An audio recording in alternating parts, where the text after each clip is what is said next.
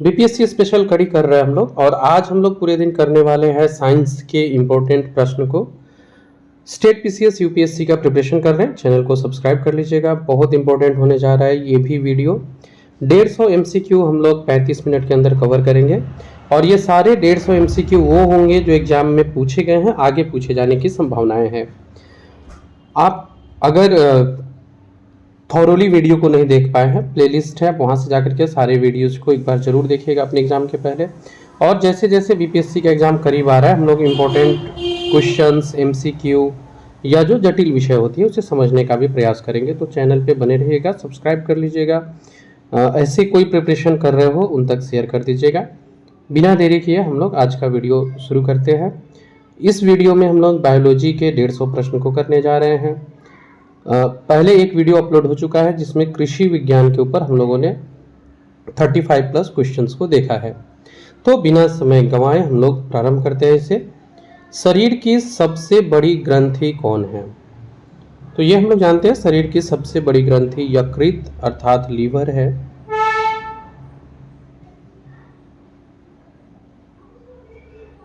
तो शरीर की जो सबसे बड़ी ग्रंथि होती है वो यकृत होती है। अगला है, मनुष्य में मादा जनन अंग किस हार्मोन का स्राव करता है? तो इसका सही उत्तर हो जाएगा, मनुष्य में जो फीमेल रिप्रोडक्टिव ऑर्गन है वो रिलैक्सिन नामक हार्मोन का स्राव करती है। तो ये एस्ट्रोजन, प्रोजेस्टेरोन ये सब फीमेल के हैं, लेकिन जो मादा जनन अंग जो स्रावित करती है वो रिलैक्सिन है। मनुष्य में ऐच्छिक गतियों का नियंत्रण किसके द्वारा होता है? मीन्स हमारा जो ऐच्छिक गति है ये कौन नियंत्रित करता है? सेरिबेलम, थायराइड या सेरिब्रम?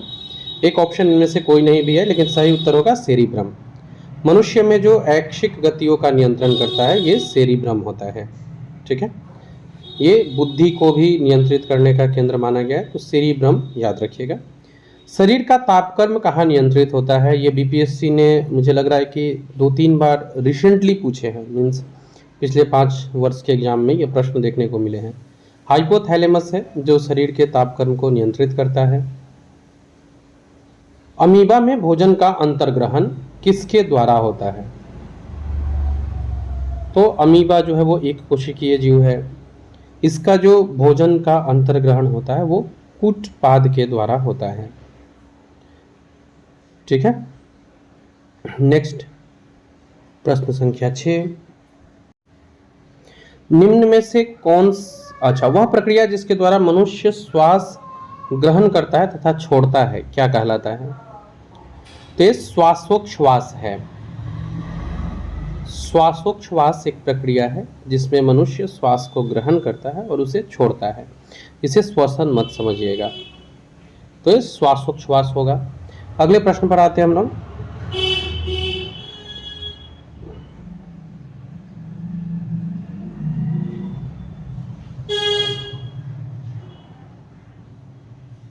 ऊर्जा उत्पादन के लिए कोशिका प्रायः किसका प्रयोग करती है? अमीनो अम्ल का, ग्लूकोज का, वसा अम्ल का, या सभी कथन सत्य है? तो ऊर्जा उत्पादन के लिए कोशिका जो है वो ग्लूकोज का प्रयोग करती है। किस अभिक्रिया द्वारा पौधे में ऑक्सीजन बाहरी वातावरण से कोशिकाओं में पहुंचता है? किस अभिक्रिया द्वारा पौधे में ऑक्सीजन बाहरी वातावरण से कोशिकाओं में पहुंचता है?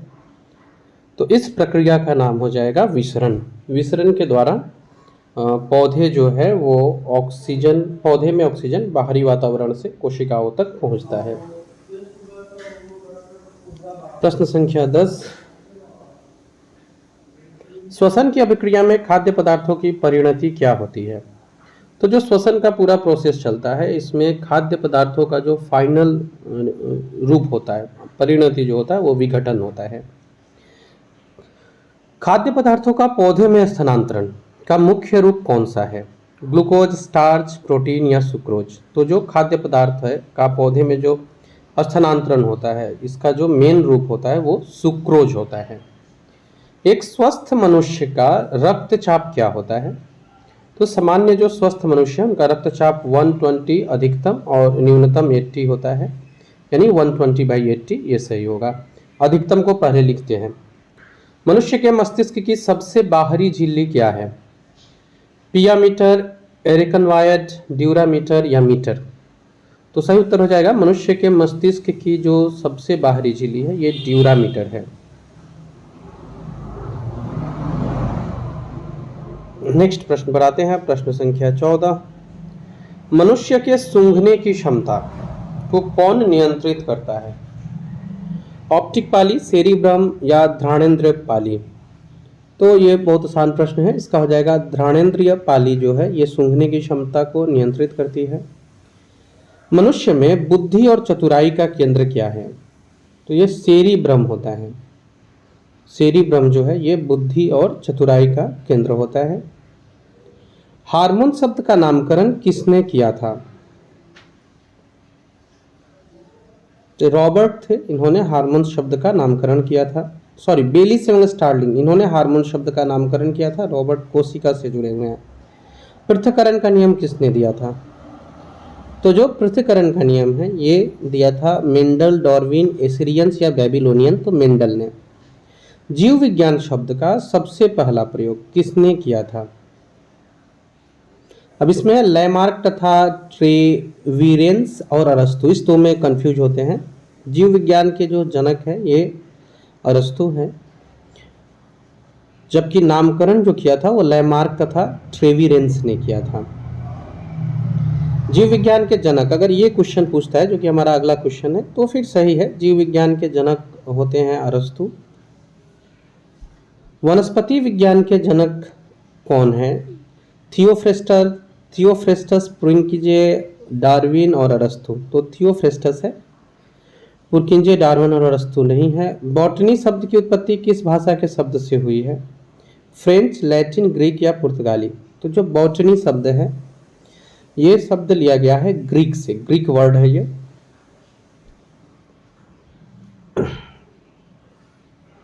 प्रश्न संख्या 22 पर आते हैं। फाइकोलॉजी में किसका अध्ययन किया जाता है? कवक, शैवाल, विषाणु या इन सभी का?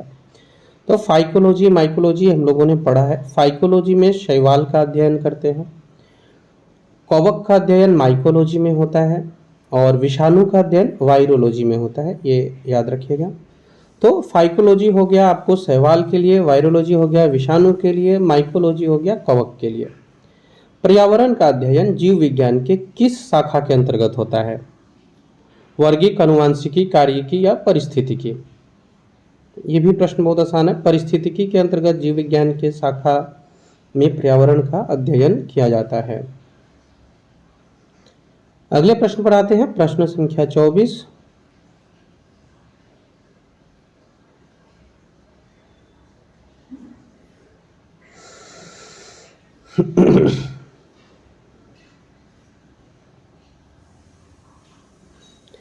डेंड्रोलॉजी, इसका संबंध किससे है? पौधों के अध्ययन से, पुष्पों के अध्ययन से, वृक्षों के अध्ययन से या झाड़ियों के अध्ययन से? सही उत्तर हो जाएगा झाड़ियों के अध्ययन से डेंड्रोलॉजी का संबंध है। पुष्पों का अध्ययन क्या कहलाता है? एक मिनट, तो ये एंथोलॉजी है जो पुष्पों का अध्ययन कहलाता है।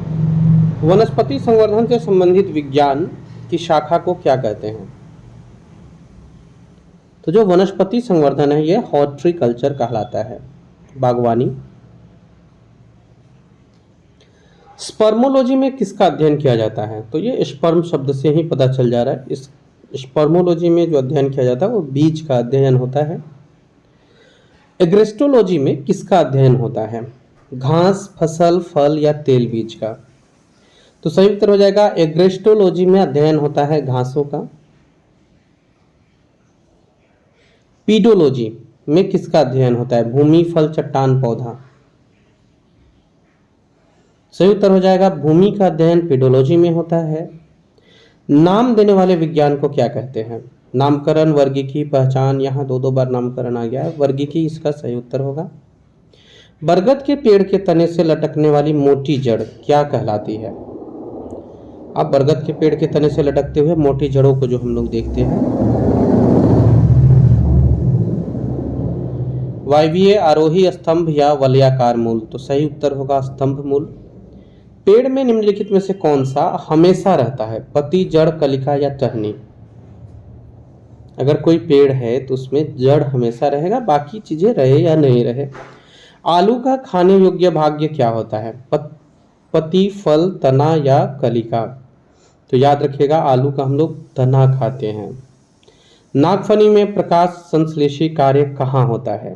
किसके द्वारा होता है? सलकंद, पर्णकाय, धनकंद, इनमें से कोई नहीं। तो नागफनी में जो प्रकाश संश्लेषण वाला कार्य होता है यह पर्णकाय स्तंभ द्वारा होता है। निम्नलिखित में से कौन एक तना है? गाजर, मूली, आलू या ये सभी? तो इसमें आलू तो अभी हम लोगों ने ऊपर देखा, आलू का जो हम लोग खाते हैं वो तना रहता है आपको, और गाजर और मूली जो रहता है ये जड़ रहता है। तो इसका हो जाएगा आलू सही उत्तर। आलू भूमिगत रूपांतरित तना होता है जिसे क्या कहा जाता है? धनकंद, शकरकंद, शलकंद या कंद? तो इसका सही उत्तर हो जाएगा कंद। हल्दी के पौधे का खाने योग्य हिस्सा कौन सा होता है? फल, प्रकंद, कंद या शलकंद? सही उत्तर हो जाएगा प्रकंद।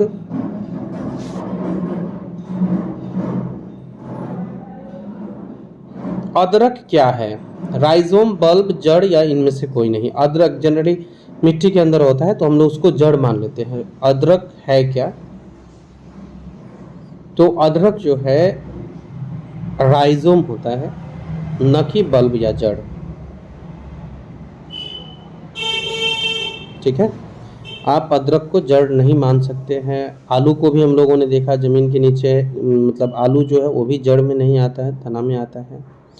प्याज किसका परिवर्तित रूप है? तो ये तना का परिवर्तित रूप है। वे पौधे जिनमें कभी भी फूल नहीं बनते क्या कहलाते हैं? क्रिप्टोगेम्स, एंजियोस्पर्म, जिम्नोस्पर्म, इनमें से कोई नहीं। तो वे पौधे जिनमें कभी भी फूल लगेंगे ही नहीं, ये क्रिप्टोगेम्स होते हैं। संसार का सबसे बड़ा फूल किसके द्वारा उत्पन्न होता है? तो ये रेफ्लिसिया है। रेफ्लिसिया के द्वारा संसार का सबसे बड़ा फूल उत्पन्न होता है। आज पूरे दिन हम लोग साइंस की वीडियो लेकर के आएंगे। अगला जो वीडियो होने वाला है बहुत इंपॉर्टेंट होने वाला है और उसमें केवल वन लाइनर फैक्ट्स चलेंगे, एमसीक्यू भी नहीं। तो बहुत कम समय में बहुत कुछ जानेंगे हम लोग। वुल्फिया सबसे छोटा फूल होता है। जीवन चक्र की दृष्टि से पौधे का सबसे महत्वपूर्ण अंग क्या होता है? मीन्स उसके जीवन चक्र को बनाए रखे। तो इसके लिए फूल जो होता है वो उसके जीवन चक्र की दृष्टि से सबसे महत्वपूर्ण होता है। कौन एक जीवित जीवाश्म कहलाता है? ये बहुत इंपॉर्टेंट है।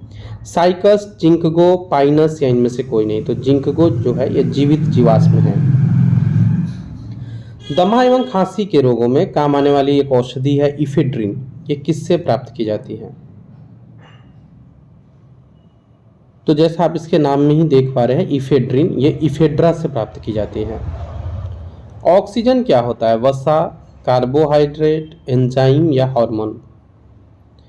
तो ऑक्सीजन जो है वो एंजाइम होता है।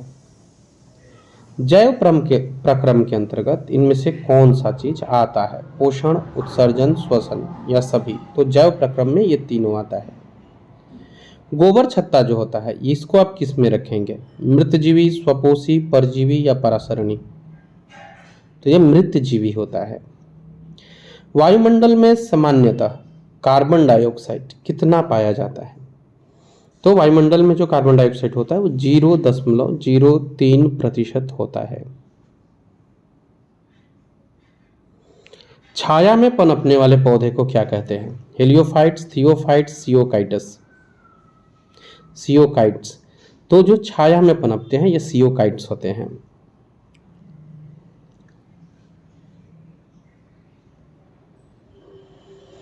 मनुष्य में मुख्य श्वसन अंग क्या है? फेफड़ा, नाक, ट्रैकिया, क्लोम? नाक मुख्य श्वसन अंग नहीं है, फेफड़ा होता है मुख्य श्वसन अंग। निम्नलिखित में से कौन सी बीमारी श्वसन तंत्र से संबंधित है? डायरिया, टीबी, निमोनिया और एक ऑप्शन है टीबी और निमोनिया। सही उत्तर हो जाएगा टीबी और निमोनिया, यानी बी और सी दोनों। उच्च रक्तचाप की अवस्था को क्या कहते हैं? हाइपोटेंशन, पक्षाघात या हाइपरटेंशन? तो जो उच्च रक्तचाप है ये हाइपरटेंशन होता है। मछलियों का जो उत्सर्जी पदार्थ है ये क्या होता है? एमिनो अम्ल, यूरिक अम्ल, अमोनिया या यूरिया? अमोनिया जो होता है NH3 ये मछलियों का उत्सर्जी पदार्थ है। पौधे में आवश्यकता से अधिक जल किस प्रक्रिया द्वारा बाहर निकाला जाता है? मीन्स अगर आवश्यकता से अधिक जल है तो कैसे बाहर निकाला जाता है? तो आवश्यकता से अधिक जो जल है ये बाहर निकालने की प्रक्रिया पौधों में वाष्पोत्सर्जन कहलाती है। ठीक है, नेक्स्ट आते हैं। निम्नलिखित में से किसे प्रकाश संश्लेषी अंगक कहते हैं? हरित लवक, पत्ती, स्टोमाटा या जड़? तो पत्ती, लीफ जो होता है प्रकाश संश्लेषी अंगक है। पौधे में गैसों के आदान प्रदान के लिए क्या रहता है? जड़, रंध्र, टहनी या ये सभी? तो रंध्र जो होता है ये पौधों में गैसों के आदान प्रदान के लिए होता है। फेफड़े का आकार गोलाकार, बेलनाकार, शंक्वाकार या अंडाकार होता है? लंग्स, तो लंग्स की जो आकृति होती है वो शंक्वाकार होती है। भोजन का पाचन किस प्रकार की अभिक्रिया है? उपचयन, संयोजन, अपचयन या विस्थापन? तो ये उपचयन है। भोजन का पाचन प्रक्रिया उपचयन है। रक्त में ग्लूकोज की मात्रा नियंत्रित रहता है किस चीज के कारण? इंसुलिन जो है इसके कारण ब्लड में ग्लूकोज की मात्रा नियंत्रित रहती है। ह्यूमिलिन शब्द का प्रयोग किसके लिए किया गया है? एक नई एंटीबायोटिक है, लिंग हार्मोन है, मनुष्य ह्यूमिलिन है या एक वैक्सीन है? तो इसका सही उत्तर होगा मनुष्य ह्यूमिलिन। ह्यूमिलिन शब्द का प्रयोग मनुष्य के ह्यूमिलिन के लिए किया गया है। अब हमारे पास तकरीबन आधे के जैसे समय बचे हुए हैं और लगभग हम लोग को 70 प्लस क्वेश्चंस करने हैं। उद्योग में रेनिन का उपयोग क्यों किया जाता है? तो ये एंजाइम के रूप में किया जाता है। आनुवांशिक इंजीनियरिंग से उत्पन्न जीवाणु का उपयोग किसके आर्थिक उत्पादन के लिए किया जाता है? आनुवांशिक इंजीनियरिंग से जो जीवाणु उत्पन्न होता है आर्थिक उत्पादन के लिए किससे उसका उपयोग किया जाता है? थायरोक्सिन, टेस्टोस्टेरोन, ह्यूमन इंसुलिन या मिलेटोनिन? तो सही उत्तर हो जाएगा आपको ह्यूमन इंसुलिन। नेक्स्ट क्वेश्चन पे आते हैं, प्रश्न संख्या 64।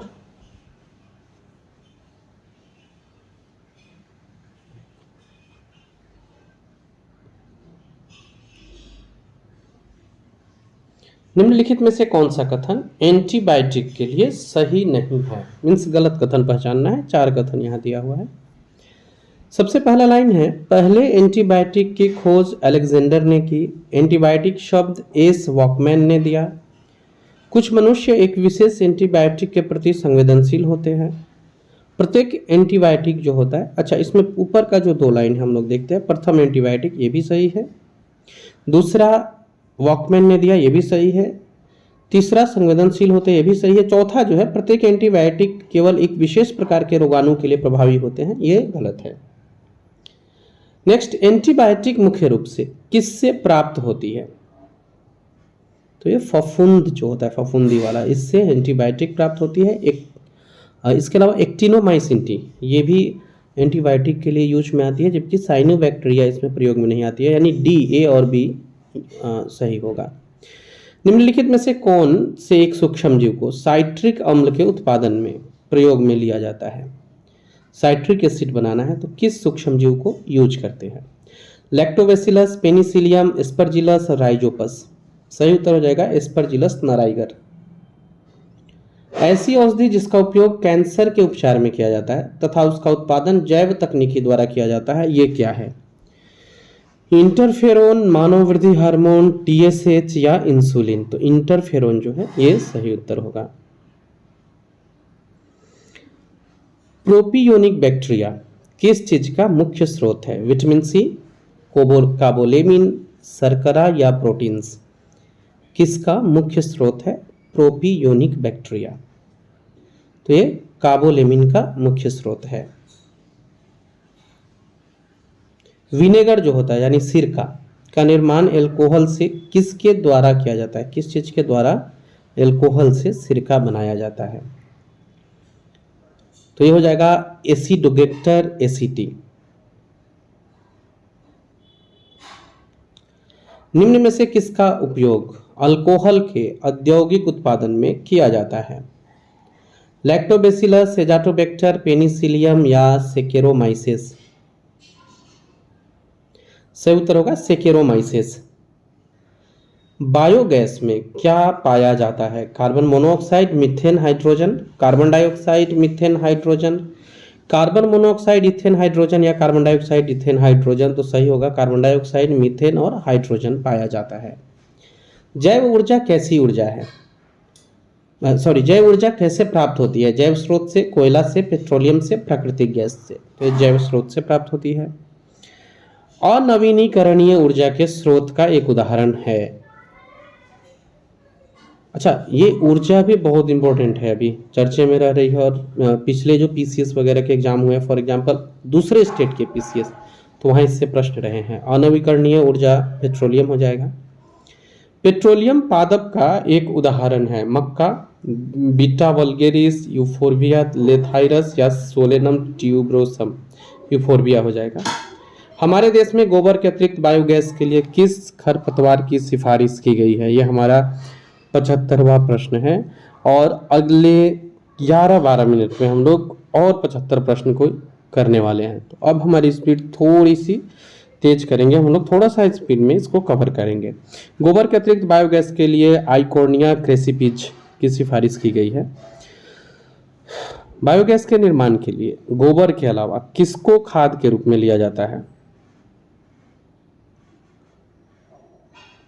तो सही उत्तर हो जाएगा गोबर के अलावा बायोगैस के निर्माण में जो खाद के रूप में उपयोग में लाई जाती है वो है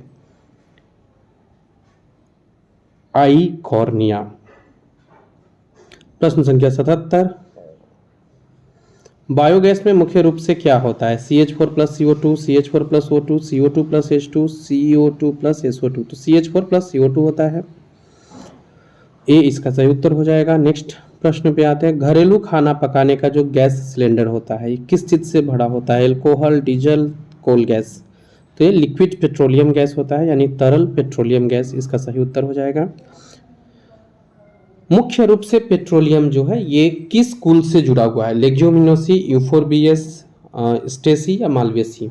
तो जो पेट्रोलियम होता है ये किस वर्ग से आता है? तो ये यूफोर्बियसी वर्ग से आता है। पेट्रोक्रॉप को पहचानने का श्रेय किसको दिया जाता है? MS Swaminathan, M Calvin, H केप्स, N बोरलॉग? सही उत्तर हो जाएगा पेट्रोक्रॉप को M कैल्विन। बायोगैस का निर्माण बायोमास या कृषि अपशिष्ट के मिथेनाजेनिक बैक्टीरिया द्वारा अनॉक्सी क्रिया से होता है, ये क्या है? एकल चरणीय, विचरणीय, तीन चरणीय या बहुचरणीय प्रक्रिया है? तीन चरणीय प्रक्रिया है, ये इसका सही उत्तर होगा। निम्नलिखित में से कौन सा स्रोत नवीनीकरणीय जैव ऊर्जा का नहीं है पूछा गया है। तो इसमें आपको लकड़ी, चारकोल, बायोगैस, कोल में जो अनवीकरणीय जैव ऊर्जा है वो कोल है, जबकि लकड़ी, चारकोल और बायोगैस ये सब नवीकरणीय है। निम्नलिखित में से कौन सा सूक्ष्म जीव स्विस पनीर के उपयोग में आता है? स्विस पनीर प्रोपियोनिबैक्टीरियम, जियोट्राइकस, पेनिसिलियम या स्ट्रेप्टोकोकस? सही हो जाएगा प्रोपियोनिबैक्टीरियम जो है ये सूक्ष्म जीव स्विस पनीर के उपयोग में आता है। वायरस संक्रमण के बाद संक्रमित कोशिकाओं द्वारा कुछ पदार्थ छोड़े जाते हैं, ये पदार्थ क्या होता है? जब वायरस संक्रमित होता है तो जो संक्रमित कोशिका है वो कुछ पदार्थ रिलीज करता है, ये पदार्थ क्या है? इंटरफेरोन है। निम्नलिखित में से कौन सा वैक्सीन उत्तक संवर्धन से जुड़ा हुआ है? सही उत्तर हो जाएगा एंटी रेबीज। ह्यूमिलिन को कौन से प्रकार के ट्रांसजेनिक सूक्ष्मजीव से तैयार किया जाता है?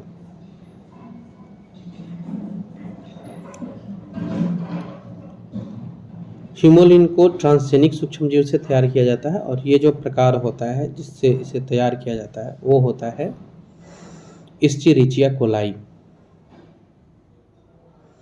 कोई प्रोटीन प्राप्त किया जाता है किस चीज से? Bacillus thuringiensis, Bacillus subtilis, Clostridium एलिची या ई कोलाई। तो क्रोई प्रोटीन जो है, क्रोई प्रोटीन, ये प्राप्त किया जाता है बेसिलस यूरिनजियंसिस से। बायोगैस में क्या शामिल है? CO2, C2H5OH2, H2CH4CO2H2, CH4SO2H2, C2H6COH2। सही उत्तर हो जाएगा बायोगैस में शामिल है CH4, CO2 और H2।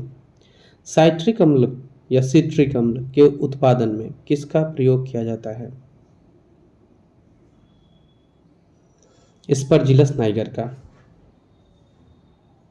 निम्नलिखित में से कौन सा आयनिक डिटर्जेंट है?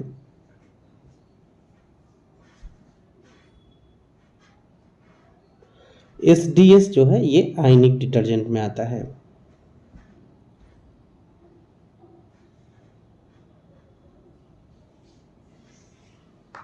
सिट्रिक अम्ल किससे प्राप्त होता है? पेनिसिलियम सिट्रिकम, एस्परजिलिस नाइजर, ये सही उत्तर हो जाएगा एस्परजिलिस नाइजर से। सेकेरोमाइजिस सेरेविसी किसके निर्माण में काम आती है? सेकेरोमाइजिस सेरेविसी ये किसके निर्माण में काम आती है? सही उत्तर हो जाएगा इथानॉल के निर्माण में।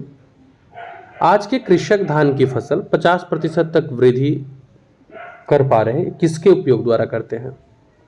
धान की फसल में 50% तक की वृद्धि मतलब कर पाते हैं किसके द्वारा? साइनोबैक्टीरिया, राइजोबियम, एजोला पिनेटा में साइनोबैक्टीरिया या फर्मयार्ड खाद। तो सही उत्तर हो जाएगा धान की फसल में एजोला पिनेटा में साइनोबैक्टीरिया के द्वारा 50% तक फसल में वृद्धि देखने को मिलती है। गोबर गैस में गोबर को विघटित करके गैस उत्पन्न किया जाता है। कौन करता है ये गैस उत्पन्न? कवक, वायरस, मेथेनोजेनिक जीवाणु या शैवाल। तो मेथेनोजेनिक जीवाणु इसका सही उत्तर होगा। निम्नलिखित में से कौन सा युग्म जैव उर्वरक का है? एजोला, बीजीए, नॉस्टॉक तथा लेग्यूम, राइजोबियम घास और साल्मोनेला व इकोलाई। तो एजोला और बीजीए ये इसका सही उत्तर होगा। प्राणी कोशिका संवर्धन प्रौद्योगिकी का आज सबसे अधिक अनुप्रयोग किस उत्पादन में हो रहा है?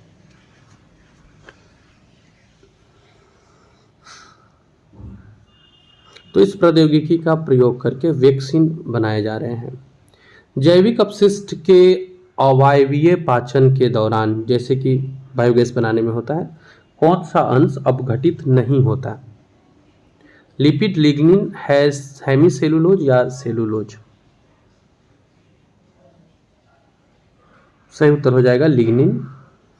प्रश्न संख्या 100। हाल ही में भारत सरकार ने पेट्रोल में अल्कोहल को मिलाने की इजाजत दे दी है। कितनी अल्कोहल मिलाई जा सकती है पेट्रोल में? तो ये 5% की इजाजत दी गई है। अब 50 प्रश्न हम लोग करेंगे केवल 5 से 7 मिनट में, 5 मिनट में। तो थोड़ा सा स्पीड इसको बढ़ाते हैं। चावल का दाना एक बीज वाला होता है। लाल सागर में जो लाल रंग होता है ये देखने को मिलता है किसकी उपस्थिति के कारण? तो शैवाल की उपस्थिति के कारण। मीलीबग किस फसल से संबंधित है? मूंगफली, सरसों, गन्ना, ज्वार। तो सरसों से है। मानव हृदय में कितने चेंबर या कोष्ठक होते हैं? 2, 3, 4 या 5। तो 4 चेंबर या कोष्ठक होते हैं।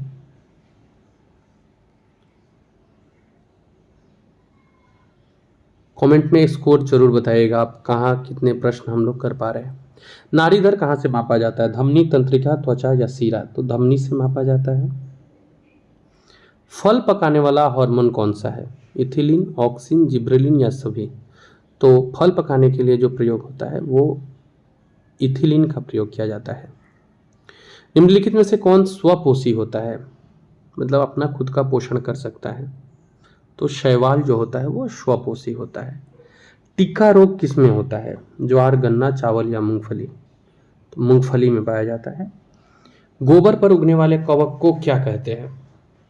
तो जो गोबर पर कवक उगाते हैं ये होते हैं आपको कोप्रोफिलस। दालचीनी पेड़ के किस भाग से प्राप्त होती है? जो हम लोग गरम मसाले के रूप में यूज करते हैं, ये छाल होता है पेड़ का। चेचक के लिए टीके का विकास किसने किया था?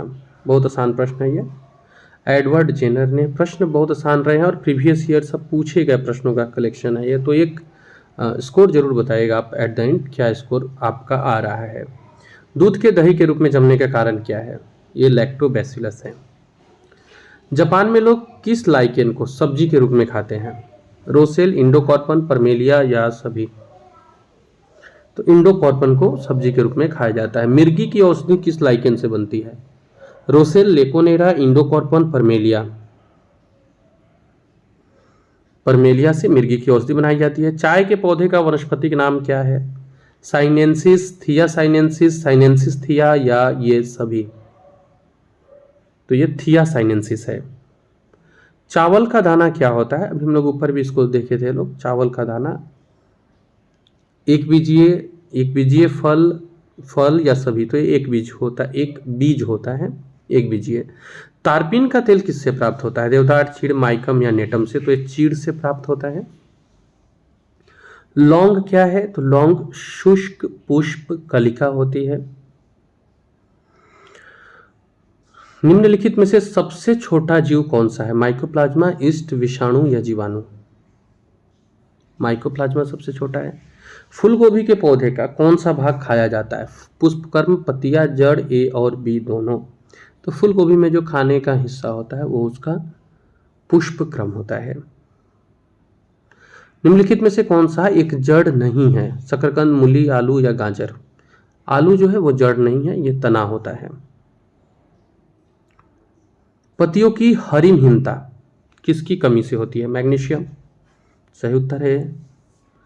अवस्तंभ मूल कहाँ पाई जाती है? गन्ने में, चने में, चावल में या मूंगफली में? तो गन्ने में पाई जाती है। निम्नलिखित में से कौन सा रोग विषाणु के कारण होता है? Means virus. तो ये चेचक जो है ये वायरस के कारण होता है। अगर किससे प्राप्त होता है?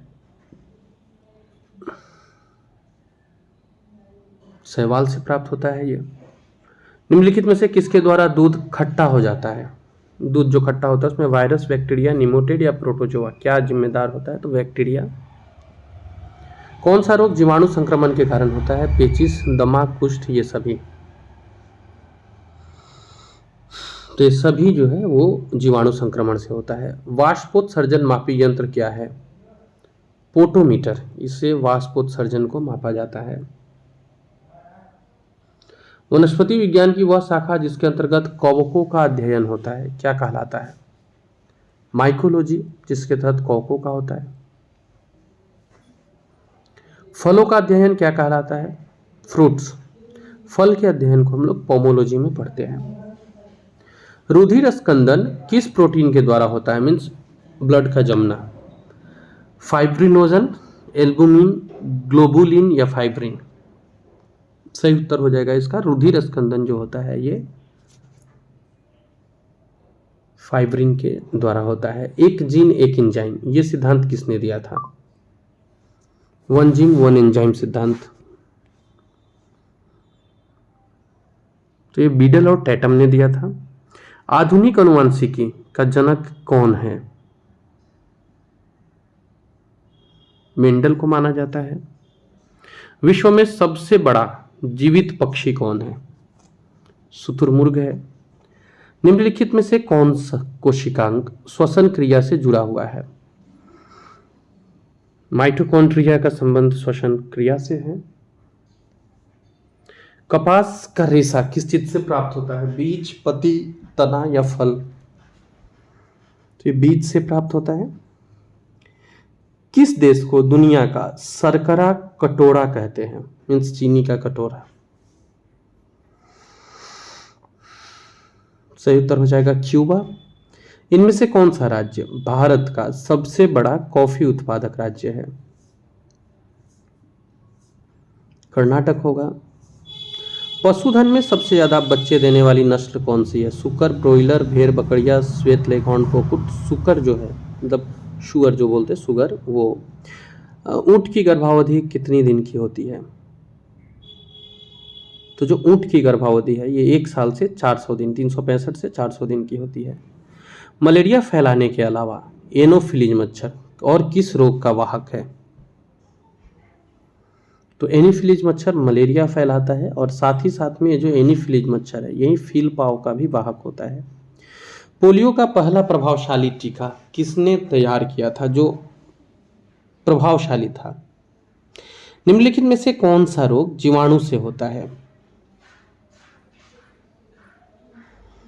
तो ये ईंख की लालधारी, ईंख में जो लालधारी होता है वो जीवाणु के कारण होता है। सेब में जो जल क्रोध रोग होता है ये उच्च तापमान से होता है। बोरोन की कमी, जीवाणु संक्रमण, कवक संक्रमण या उच्च तापमान। तो सेब में जो जल क्रोध रोग होता है ये उच्च तापमान के कारण होता है। प्रतिजैविक एम्पिसिलिन क्या है ये? तो प्रतिजैविक एम्पिसिलिन अर्ध संश्लेषित दवा है। इनमें से कौन सा पादप रोग जीवाणु के कारण होता है?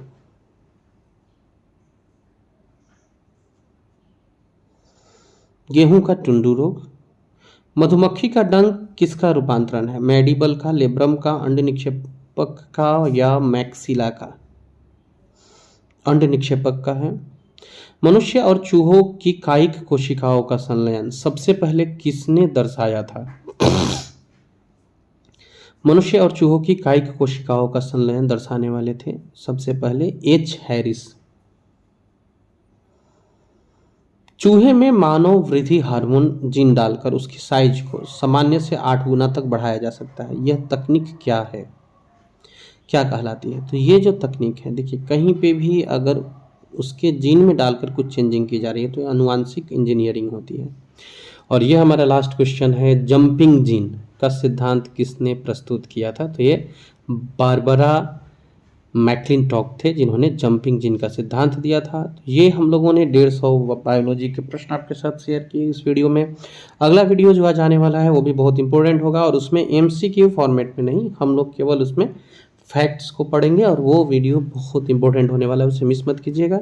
इस वीडियो में इतना ही, मिलते हैं अपने अगले उस इंपॉर्टेंट वीडियो में।